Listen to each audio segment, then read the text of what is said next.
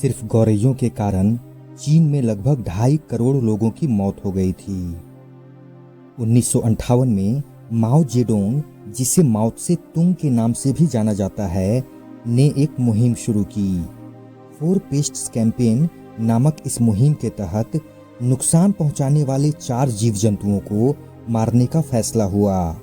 चूहे, जिनसे प्लेग फैलता था, मच्छर, क्योंकि वे मलेरिया फैलाते थे, और मक्खियां, जो कि हैजा फैलाती थी।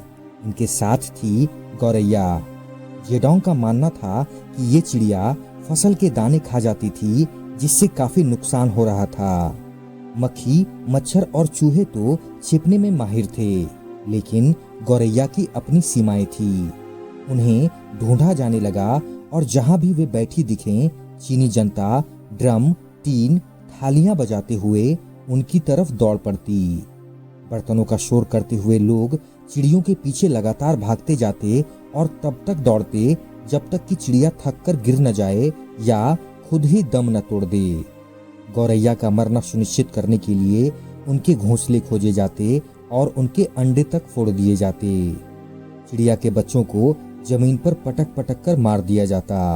बड़ों के साथ बच्चे भी खूब खुशी से गौरैया के सामूहिक कत्ल का हिस्सा बनने लगे। इसके पीछे एक वजह यह भी थी कि जेडोंग ने गौरैया मारने पर इनाम रखा था। जो जितनी ज्यादा गौरैया मारता, उसे उसी हिसाब से इनाम दिया जाता। हत्यारों का सार्वजनिक सभा में सम्मान भी हुआ करता।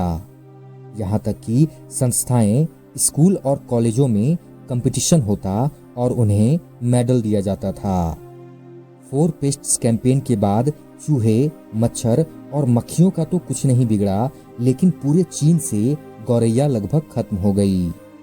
गौरैया जैसी पर्यावरण की रक्षा करने वाली चिड़िया को मारने का अंजाम साल 1960 में दिखाई दिया। जिस गौरैया को किसानों का दुश्मन और अनाज खाने वाला कहकर मार दिया गया था, वो असल में टिड्डियों को खाकर फसलों की रक्षा करती थी। 1960 में फसल बहुत कम आई क्योंकि सारे धान पर टिड्डियां लग चुकी थी। जेडोंग को तब तक अपनी गलती समझ आ चुकी थी। ये अप्रैल 1960 की बात थी।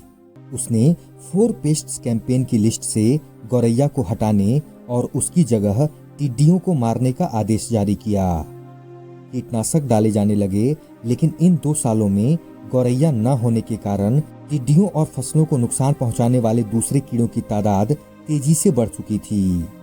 पैदावार लगातार घटती गई और यहाँ तक कि इस वजह से चीन में भयंकर अकाल पड़ा। माना जाता है कि इस दौरान 2.5 करोड़ से भी ज्यादा चीनी आबादी मारी गई। इसे ग्रेट चाइनीज फैमिन के नाम से जाना जाता है। वैसे चीन के सरकारी आंकड़ों में भूखमरी से मौत के आंकड़े 1.5 करोड़ बताए जाते हैं। चीन के एक पत्रकार यांग जिसेंग ने इस घटना पर एक किताब टॉम स्टोन लिखी थी, जो चीन में ही बैन कर दी गई। इस किताब में पत्रकार ने जिक्र किया है कि कैसे भूख से मरते लोग अपनों की लाशों को ही खाने लगे थे। आज की वीडियो में आप ऐसे ही रहस्यमय और अजीबोगरीब घटनाओं तथा फैक्ट्स के बारे में जानेंगे, तो वीडियो के अंत तक जरूर बने रहें दोस्तों।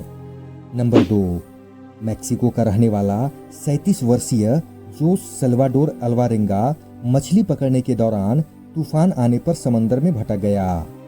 वह 13 महीने तक अपनी नौका के साथ समंदर में ही भटकता रहा और मेढक तथा पक्षी खाकर जिंदा रहा। बाद में 8,800 किलोमीटर दूर न्यूजीलैंड के पास मार्शल आइलैंड पर उसे किनारा मिला। इस व्यक्ति ने यह कहानी मार्शल आइलैंड में अमेरिकी राजदूत को बताई। अल्वारेंगा ने कहा कि वह 15 साल से मछलियां पकड़ने का काम करता था। वह 21 दिसंबर 2012 को मैक्सिको से 23 फीट लंबी नौका पर निकला। तूफान आने के बाद वह समंदर में भटक गया, लेकिन वह नौका पर ही बना रहा। इस दौरान समंदर की लहरें जहां जहां उसे ले गई, वहां वह मछलियां, मेढक और पक्षी खाकर जिंदा रहा। उसके साथ 15 साल का एक लड़का भी था, लेकिन 1 महीने बाद ही उसकी मौत हो गई थी।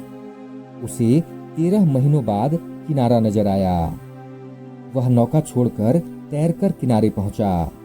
उसने पाया कि वह मार्शल आइलैंड के इबॉन में है। इसके बाद उसे अस्पताल में भर्ती कराया गया और उसकी जान बच पाई। नंबर 3, सिंगापुर को सफाई के लिए भी जाना जाता है। ऐसे में यहाँ कई सख्त नियम लागू किए गए हैं। इसी स्वच्छता को बनाए रखने के लिए एक कड़ा नियम बनाया गया है।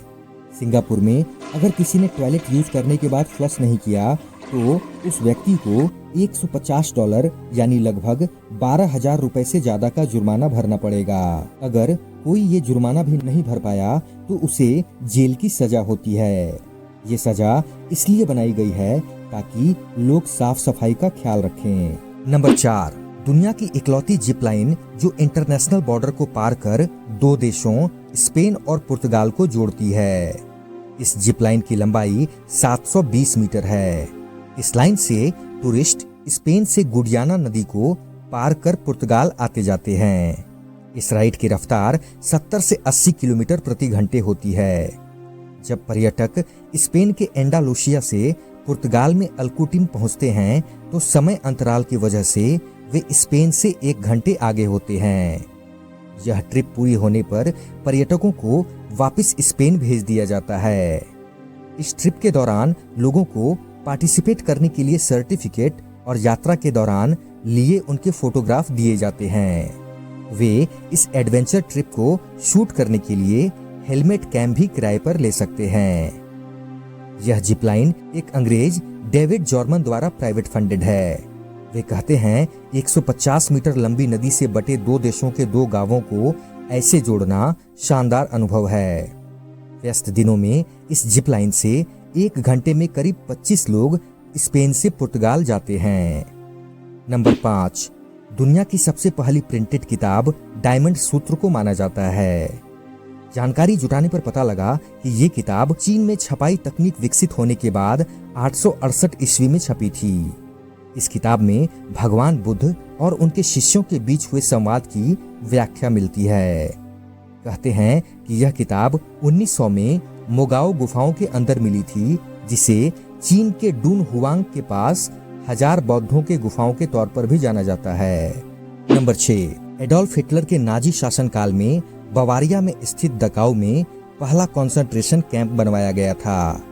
दकाउ म्यूनिख से 10 मील उत्तर पश्चिम में स्थित एक कस्बा था। कैंप के बनने के पहले साल में यहाँ 5000 राजनीतिक कैदियों को रखा गया, लेकिन आने वाले सालों में यहाँ कैदियों की संख्या बढ़ती रही। इन कैदियों में वे लोग बड़ी संख्या में शामिल थे जो नाजी पार्टी के विरोधी थे। वहीं 1938 की शुरुआत होते ही कैंप में बड़ी संख्या में यहूदियों को कैद किया जाने लगा। दकाउ कैंप में बंद कैदियों से जबरन मजदूरी करवाई जाती थी। आमतौर पर कैंप का दायरा बढ़ाने के लिए उनसे कंस्ट्रक्शन का काम करवाया जाता था। बाद में उनसे हथियार भी बनवाए जाने लगे। ये कैंप देश के अन्य कंसंट्रेशन कैंपों में काम करने वाले गार्ड्स के लिए एक ट्रेनिंग सेंटर भी था। दकाउ कैंप पहला ऐसा नाजी कैंप था जहां कैदियों के ऊपर मेडिकल प्रयोग किए जाते थे। यहाँ मौजूद कैदियों पर नाजी वैज्ञानिक तरह तरह के प्रयोग किया करते। उन्हें मलेरिया और टीबी जैसी बीमारियों से संक्रमित किया जाता था, फिर उन्हें दवा देकर प्रयोग किया जाता था। इस तरह सैकड़ों की संख्या में कैदियों की मौत हो गई। द्वितीय विश्व युद्ध के खत्म होने के समय तक मित्र राष्ट्रों की सेनाएं जर्मनी में घुस चुकी थी। अप्रैल 1945 में अपनी हार होते देख नाजी जर्मन्स ने कंसंट्रेशन कैंप में बंद कैदियों को दकाउ कैंप में भेजना शुरू कर दिया। करीब 7000 कैदियों को दकाउ तक पैदल चलने पर मजबूर किया गया। वहीं अपनी हार होते देख कैंप में काम करने वाले गार्ड्स ने इन कैदियों को छोड़कर भागना शुरू कर दिया। इसके बाद 29 अप्रैल को अमेरिकी सेना दकाउ कंसंट्रेशन कैंप में पहुंची और उसने यहां बंद कैदियों को आजाद करवाया।